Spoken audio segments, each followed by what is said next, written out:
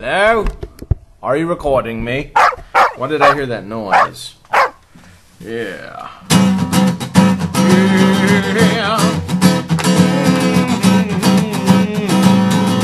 Yeah. I always wanted to do that. Here it comes. Wow, there's no joy.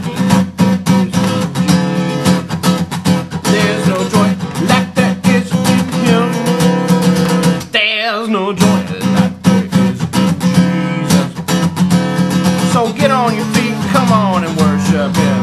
Yeah. Anyway, I thought I'd throw that in this time. I found some articles in the news today that I wanted to talk to you guys about.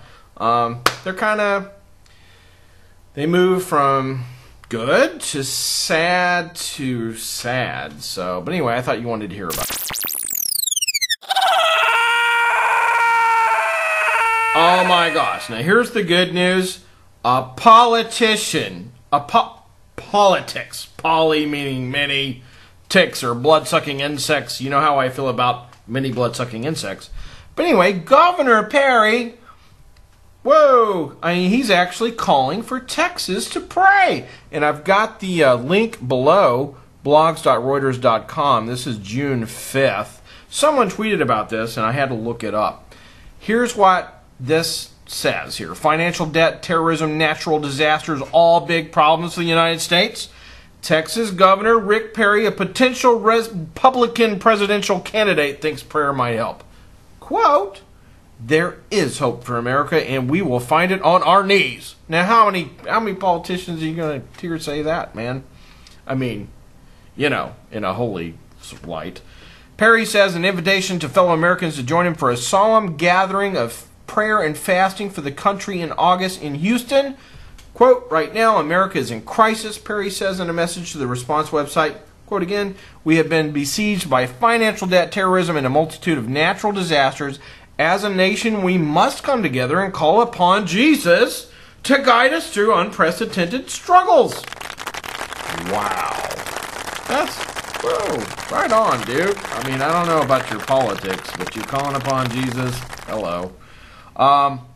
Anyway, so that's what's going on. Apparently, this is going to happen in August, and I am going to probably be there since I'm close by. So you guys, if you find out where this is and stuff, let me know. Moving on to something more somber here. I have been following holyfirejapan.blogspot.com for quite some time now. This is a guy named Steven. I've known him over the internet. We tweet back and forth. Really good guy. He's an American that has a family in Japan, a Japanese family, and he blogs about his experiences in Japan as an American Christian. It's very interesting. Now, you guys check him out, holyfirejapan.blogspot.com. Today's article kind of hit home with me. I wanted to share it with you. Fukushima is far from over. Basically, that's the title of his article. And he talks about how the government of Japan has been hiding the truth. The radiation is really, way higher than what they let on. And they're finally admitting that there's a melt through, not a melt down. Japan finally admits a melt through. Now, have you noticed that the news isn't talking about this? I mean, he is. But the news has kind of ignored it. Something about Osama, something about storms, been coming up. Things have been overshadowing it. But this is an invisible enemy. This enemy you can't see.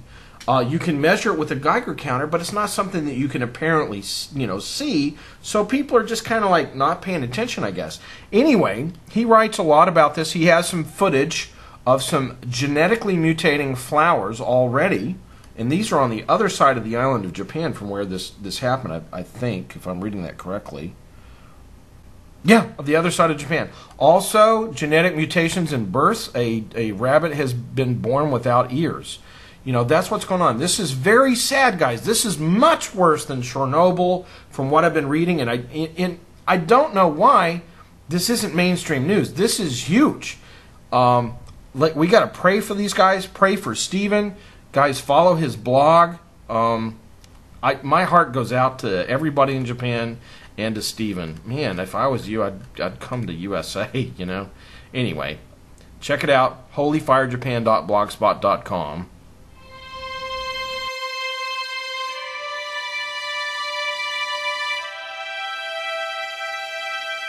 On another somber note here, from CatholicCulture.org, I'm not Catholic, but I do follow some of their news. June 6, 2011, 105,000 Christians are martyred yearly. 105,000 Christians.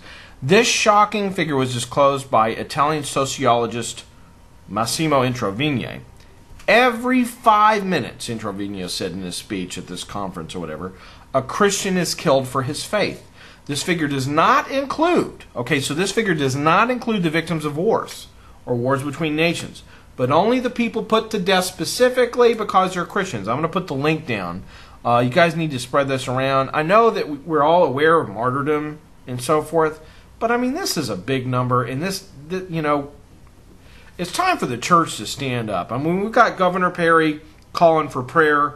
That's a desperate measure. If a politician's going to do something like that, look at the Fukushima cover-up, the stuff that's going on there. Look at the natural disasters that are going on all over the world, and just look how wicked everything is. It's time for the church to start standing up, uniting, and doing something. Coming together in prayer. We've got to do something. We can't just bury our heads in the sand. Anyway, that's how I feel about it. Let me know what you think. Till we meet again, dig deeper, go higher.